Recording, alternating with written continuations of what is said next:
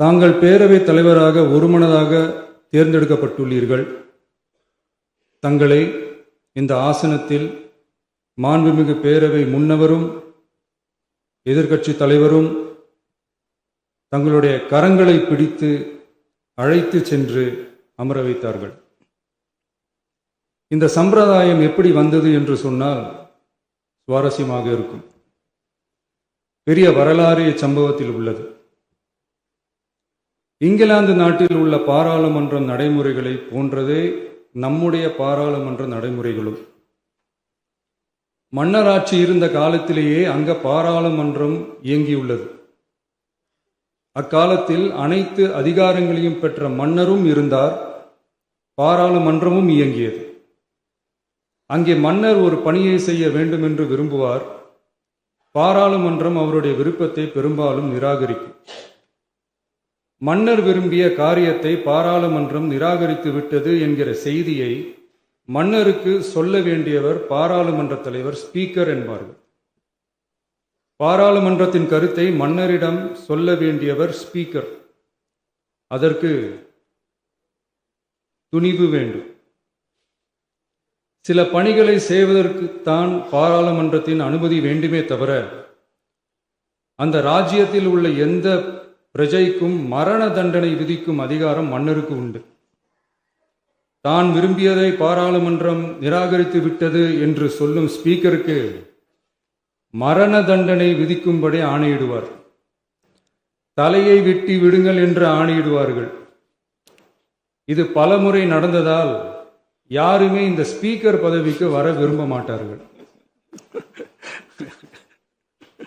எனவே புதிதாக பாராளுமன்றம் அமையும் போது ஸ்பீக்கர் பதவிக்கு ஒருவர் அறிவிக்கப்பட்டவுடன் அவர் உடனே தலை தப்பித்தால் போதும் என்று ஓட்டம் பிடிப்பார்.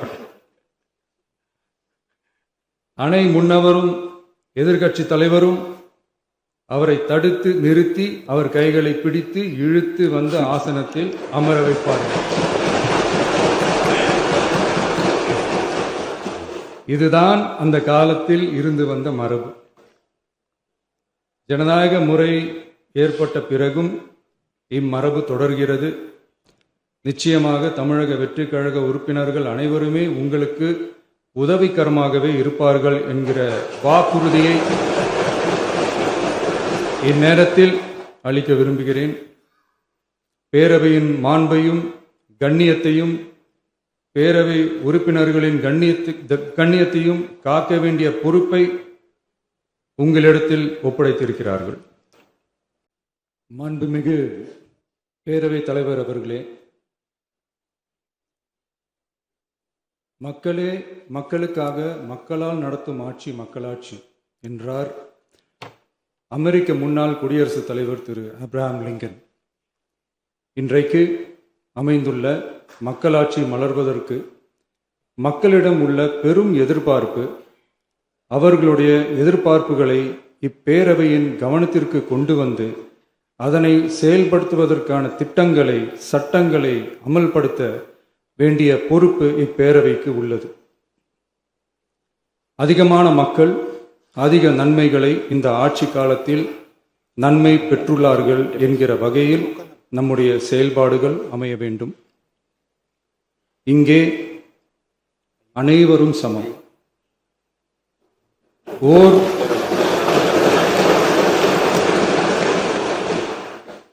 ஓர் உறுப்பினரை கொண்ட கட்சிகள் இங்கே இடம் பெற்றிருந்தாலும் அவர்களுடைய கருத்துகளுக்கும் அதிக எண்ணிக்கை பெற்ற தமிழக வெற்றிக் கழக உறுப்பினர்கள் தெரிவிக்கும் கருத்துகளுக்கும் சமமாகவே மதிப்பளிக்கப்பட்டு நல்லவை ஏற்கப்பட்டு அல்லவை நிராகரிக்கப்பட்டு ஜனநாயகத்தின் இதயமாகவும் மூளையாகவும் இப்பேரவை செயல்பட வேண்டும். அதற்குரிய வகையில் பெருமை வாய்ந்த வரலாற்று சிறப்பு கொண்ட இப்பேரவையை நடத்தி செல்லும் பண்பை பெற்றுள்ளவரையே தமிழக வெற்றிக் கழகம் முன்மொழிந்து தாங்கள் இன்றைக்கு இந்த ஆசனத்தில் அமர்ந்துள்ளீர்கள். மாண்புமிகு பேரவைத் தலைவர் அவர்களே, தாங்கள் பேரவைத் தலைவராக ஒருமனதாக தேர்ந்தெடுக்கப்பட்டுள்ளீர்கள். தங்களை இந்த ஆசனத்தில் மாண்புமிகு பேரவை முன்னவரும் எதிர்க்கட்சி தலைவரும் தங்களுடைய கரங்களை பிடித்து அழைத்து சென்று அமர வைத்தார்கள். இந்த சம்பிரதாயம் எப்படி வந்தது என்று சொன்னால் சுவாரஸ்யமாக இருக்கும். பெரிய வரலாறு சம்பவத்தில் உள்ளது. இங்கிலாந்து நாட்டில் உள்ள பாராளுமன்ற நடைமுறைகளை போன்றதே நம்முடைய பாராளுமன்ற நடைமுறைகளும். மன்னராட்சி இருந்த காலத்திலேயே அங்க பாராளுமன்றம் இயங்கியுள்ளது. அக்காலத்தில் அனைத்து அதிகாரங்களையும் பெற்ற மன்னரும் இருந்தார், பாராளுமன்றமும் இயங்கியது. அங்கே மன்னர் ஒரு பணியை செய்ய வேண்டும் என்று விரும்புவார். பாராளுமன்றம் அவருடைய விருப்பத்தை பெரும்பாலும் நிராகரிக்கும். மன்னர் விரும்பிய காரியத்தை பாராளுமன்றம் நிராகரித்து விட்டது என்கிற செய்தியை மன்னருக்கு சொல்ல வேண்டியவர் பாராளுமன்ற தலைவர், ஸ்பீக்கர் என்பார்கள். பாராளுமன்றத்தின் கருத்தை மன்னரிடம் சொல்ல வேண்டியவர் ஸ்பீக்கர். அதற்கு துணிவு வேண்டும். சில பணிகளை செய்வதற்குத்தான் பாராளுமன்றத்தின் அனுமதி வேண்டுமே தவிர அந்த ராஜ்யத்தில் உள்ள எந்த பிரஜைக்கும் மரண தண்டனை விதிக்கும் அதிகாரம் மன்னருக்கு உண்டு. தான் விரும்பியதை பாராளுமன்றம் நிராகரித்து விட்டது என்று சொல்லும் ஸ்பீக்கருக்கு மரண தண்டனை விதிக்கும்படி ஆணையிடுவார். தலையை வெட்டி விடுங்கள் என்று ஆணையிடுவார்கள். இது பலமுறை நடந்ததால் யாருமே இந்த ஸ்பீக்கர் பதவிக்கு வர விரும்ப மாட்டார்கள். எனவே புதிதாக பாராளுமன்றம் அமையும் போது ஸ்பீக்கர் பதவிக்கு ஒருவர் அறிவிக்கப்பட்டவுடன் அவர் உடனே தலை தப்பித்தால் போதும் என்று ஓட்டம் பிடிப்பார்.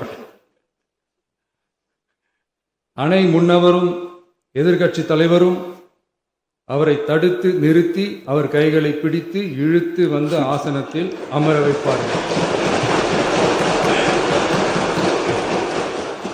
இதுதான் அந்த காலத்தில் இருந்து வந்த மரபு. ஜனநாயக முறை ஏற்பட்ட பிறகும் இம்மரபு தொடர்கிறது. நிச்சயமாக தமிழக வெற்றி கழக உறுப்பினர்கள் அனைவருமே உங்களுக்கு உதவிகரமாகவே இருப்பார்கள் என்கிற வாக்குறுதியை இந்நேரத்தில் அளிக்க விரும்புகிறேன். பேரவையின் மாண்பையும் கண்ணியத்தையும் பேரவை உறுப்பினர்களின் கண்ணியத்தையும் காக்க வேண்டிய பொறுப்பை உங்களிடத்தில் ஒப்படைத்திருக்கிறார்கள். தற்காலிக பேரவைத் தலைவர் பொறுப்பில் மிக சிறப்பாக பணியாற்றிய நம்முடைய உறுப்பினர் திரு மூவி கருப்பையா அவர்களை சந்திக்க நேற்றுக்கு சென்றிருந்தேன். அங்கே முந்தைய பேரவைத் தலைவர்கள் படங்களை கண்ணுற்ற போது, அவர்களை பற்றி அறிந்த போது உண்மையிலே எனக்கு பெருமிதம் தந்தது. ஏனென்றால் எடுத்துக்காட்டாக விளங்கும் திரு ஜே சிவ சண்முகம் பிள்ளை, டாக்டர் யு கிருஷ்ணராவ், திரு எஸ் செல்லப்பாண்டியன் அவர்களுடைய வரிசையில் மிக சரியான ஒருவரையே நாம் முன்மொழிந்துள்ளோம் என பெருமை அடைந்தேன். அதே போன்றுதான் நம்முடைய பேரவை துணைத் தலைவர் அவர்களும் நீங்கள் இருவருமே மிக சாதாரண குடும்பத்தில் பிறந்து மக்கள் பணியாற்ற வேண்டும் என்கிற அவாவில் செயல்பட்டு வந்தவர்கள். குணம் நாடி குற்றமும் நாடி அவற்றுள் மிகை நாடி மிக்க கொளல் எனும் வள்ளுவரின் வாய்மொழிக்கேற்ப சட்டமன்ற நடவடிக்கைகள் சீராக, செம்மையாக, அமைதியாக நடைபெறும் வகையிலும் சட்டமன்ற ஜனநாயக பண்புகள் நெறிமுறைகள் பேணி பாதுகாக்கப்படும் வகையிலும் இந்த அவைக்கு பேரவை தலைவரும் பேரவை துணைத் தலைவரும் பெருமை சேர்ப்பீர்கள் எனும் நம்பிக்கை எனக்கு உண்டு. அரசியலுக்கு அப்பாற்பட்டு மனிதர்களை மதிக்கும் நல்ல பண்புகள் நிலைநாட்டப்பட வேண்டும். தமிழ் பண்பாடு போற்றப்பட வேண்டும். அவையின் மரபும் மாட்சிமையும் மதிப்பும் காக்கப்பட வேண்டும் என்ற நல்லெண்ணத்தின் அடிப்படையில் அந்த பதவி ஏற்றுள்ள தங்கள் இருவராலும் காப்பாற்றப்படும் என்னும் நம்பிக்கையை மீண்டும் தெரிவித்து என் உரையை நிறைவு செய்கிறேன். நன்றி, வணக்கம்.